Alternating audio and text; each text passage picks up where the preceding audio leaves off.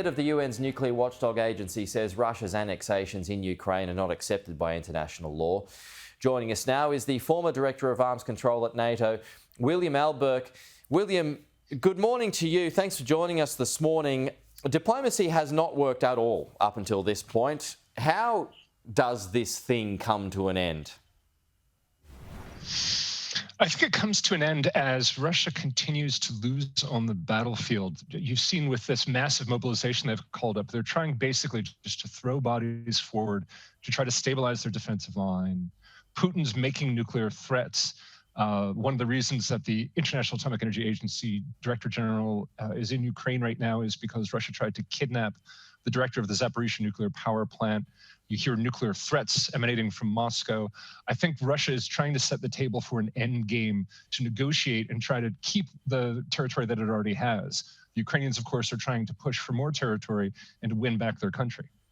But isn't Russia too big to lose, though? I mean, it's now sending in another 300,000 troops. It's just got so much at its disposal. Meanwhile, Europe and the world are still buying its oil, so it's still earning about 400 to 500 million euros a year, which allows it to keep funding the war. So, I mean, in that sense, it's very difficult to see Russia losing this. It is, but it's not hard to see Russia lowering its level of ambition for the war. Perhaps a negotiation can land on a spot where they have seized more of the territory north of Crimea, which they need for water supplies for Crimea, and maybe some more outside of the old DNP and LNP, the separatist Donetsk and Luhansk provinces. And they can come to negotiation where Ukraine is also guaranteed its security through membership in NATO, something like that. But you're right, Russia doesn't want to lose this, and they're willing to pay huge costs in human lives, both their own and killing Ukrainian civilians. And they do have numbers on their side. But the question is, will the Russian people put up with this forever? Even this call-up has caused huge issues across Russian society. And I think their economy, even though they're making a lot from oil, is going to take a huge hit from sanctions as well as we go on. The Russians' big hope is that the winter will exhaust the Westerners' patience, especially with the cold and with electricity prices, and maybe there'll be some, ructions within the Western alliance. So surely, if this is going to end diplomatically at some point down the track, surely Ukraine will have to make some concessions as well. Do you believe that them joining NATO should be a non-starter? Because if they do join NATO, then that's just going to continue to agitate Russia.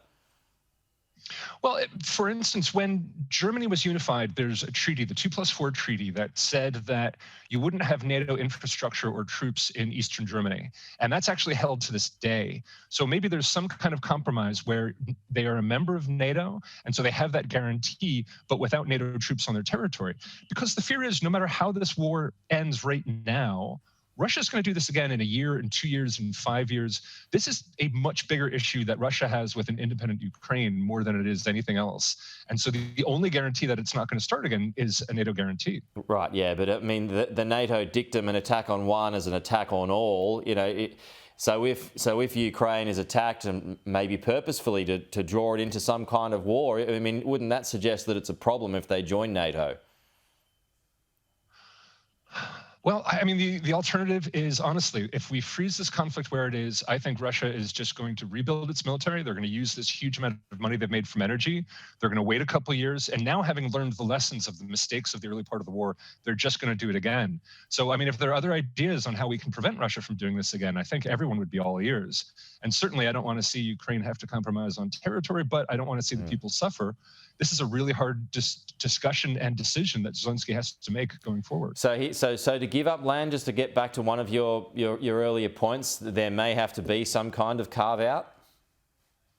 I hate to say it, there might have to be some carve out. When